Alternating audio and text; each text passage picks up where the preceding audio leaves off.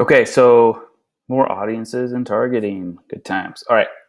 Um, what I want to break down now is really get more into like the advanced audience making, targeting, things of that nature. Now, what I like to do is what I call interest trio or triple threat audience, or like you could name it whatever you want to. It doesn't really matter, right? It just sounds cool that way. So I call this the interest trio. And like as I mentioned before, you can go into audience insights. They've removed a lot of what you can see now, but basically, what it used to be able to show, and I actually made for past clients, is I made personas off of this.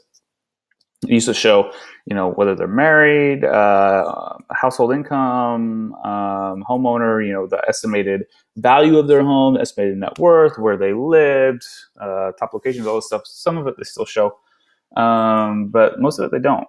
So with this, right, we basically created the persona. Now you're going to have to go back to where I was teaching you with to really dive into personics and their different what's the word catalog of personas you can pull from. They're really cool. Use them, check them out.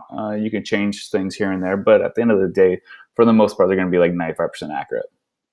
So this one was Summit Estates, but I wanted to focus on males, so this is Summit Estate Scott. Pretty cool, pretty creative, I know.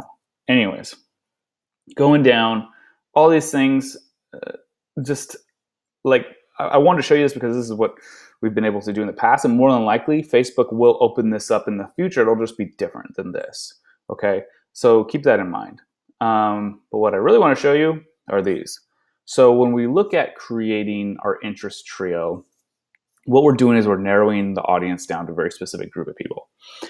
Because let's say if we target, Architectural Digest here, who's to say some 80-year-old woman doesn't like Architectural Digest? I know I always go to 80-year-old woman as my go-to, but the point is that there may be people who like or are interested in it, but then they'll never buy a product, they'll never submit or opt into a form or get some lead magnet or anything like that. They'll never engage with it. So how do we continue to like funnel that audience and make it like the perfect audience? So what I like to do is I like to create the audience based off of gurus who people follow, who people trust already, right? Where people spend their time and where people spend their money. Now, as far as activities go, they're starting to move out because this is more of a behavior, right? And it's harder to really nail down. You can say people, hey, maybe they like a magazine about downhill skiing. That works. Basically, you see where I'm going here, right? I'm moving it from activities to magazines. I'm a huge fan of magazines, even TV shows, sort of, but a lot of people watch random TV. Magazines is where you'll get more of your like really targeted individuals. So, as an example, here's how I would do this for Summit Estate Scott, right? So I would come in here, and I've already started. So I'd start with who's their guy here, Dennis Miller, Tim Ferriss, Jay Leno, right? So I come in here and start putting it in here. Tim Ferriss.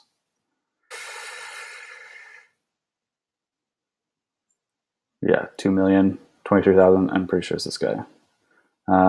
Jay Leno. Okay, so that's kind of the way I start. So those are the gurus or the people that they follow, the influencers that they follow that they're into.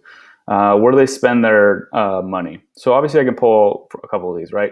Apple Store, Vitamin Shop, REI, Trunk Club, Touch of Modern, Dollar Shave Club. They're huge on subscriptions, right?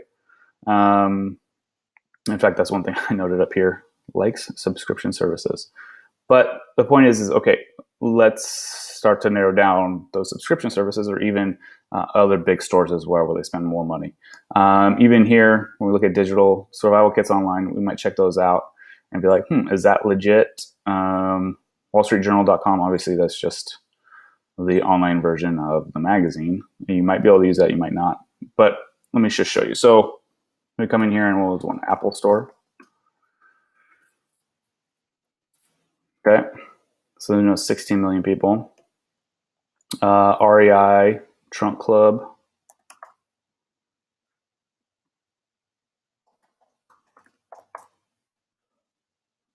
So you see how it's starting to form now? And what I did previously is I hit this, narrow further, okay?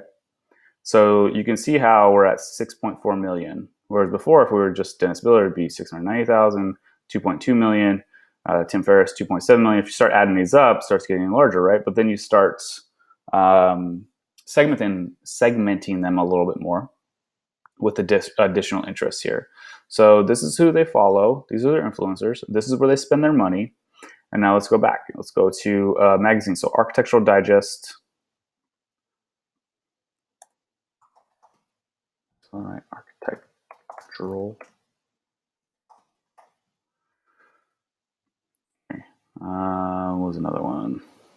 Wall Street Journal, Smithsonian.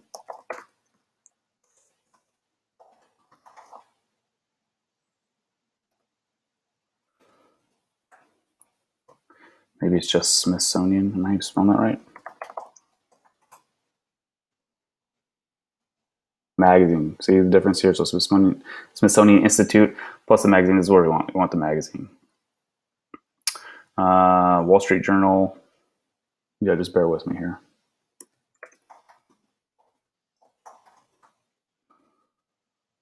Okay. So now we've kind of narrowed it down. So now we're at 470,000 people. So at a minimum, I like to minimum 500,000. Really depends on the audience, right? If I'm targeting a local audience, like if I live in Portland, Oregon. So if I'm targeting realtors in Portland, I know max it's going to be somewhere between 11 to 15,000 people, and those aren't even all active realtors, right? So I know the real number is a lot lower. Whereas if I'm targeting just the U.S. in general, at a minimum, I'd want to play around with somewhere between 500 to 2 million. That's kind of where I want to start really targeting these audiences and building lookalike audiences off of that. So you can see how like just this in and of itself is really narrowing it down. So these individuals, well, first of all, we come up here, right? We change it to men, and what was the age range? 42 to 61. So men in the US, ages 42 to 61, okay? That even narrows it down even farther. So what we really need to do is get really involved in influencers and where they spend their money and where they spend their time, or in this case, what they spend their time doing. So believe it or not, even though it seems low, 54,000 right now, we can get that up to 2 million. No problem. We just start cruising away on all their interests here. If you want to exclude people, feel free. If you know the exact person you don't want, sometimes this is hard. Sometimes I just leave it and let it kind of run. Most of the time, you won't need this unless you're excluding like people who have previously purchased or previous leads, or people who have previously engaged with your content that you already have going through some sort of ad funnel. But the point of this trio is that, like I said, I'll say it again. So influencers are gurus. Where do the people spend their money, and what do they spend their time doing, or what are their interests, as in magazines or movies? Try to stick with those two groups. Try not to go for TV shows that can be vague or just wrong. But if it's, like if I'm targeting more wealthy people, they probably have an interest in other things. They're probably more interested in information about finance, things of that nature. Or if I'm targeting, and no offense, but if I'm targeting 18, 24-year-old girls, it can be completely different, right? Not only that, the messaging around that's going to be different too. But we'll get into that later. So this is a good place to start building that first audience. And you can do this for all of your personas if you want to as well. It's kind of fun to put together. You can find a lot of this here in Audience Insights. So like if I were to type in Architectural Digest, I got it. What I would do is, so this seems about right. What I would do is I'd come into page likes, and I would break these page likes down based off of I would just go through here and I'd find websites they like. Okay, that's one. Department stores, Saks Fifth Avenue, different places where they would spend their money. Blue Apron, another subscription. I'd obviously change this to men, and then I would just go through and just jot all this down. You can either use the persona and targeting worksheet, or you'd use it in targeting here. Right, this is where you put all that. You can create something fancy like this for yourself if you want to. If you really want like this whole breakdown, just hit me up and I'll send it to you. I don't really care. But the point is like you're just really narrowing down that individual and who you're targeting.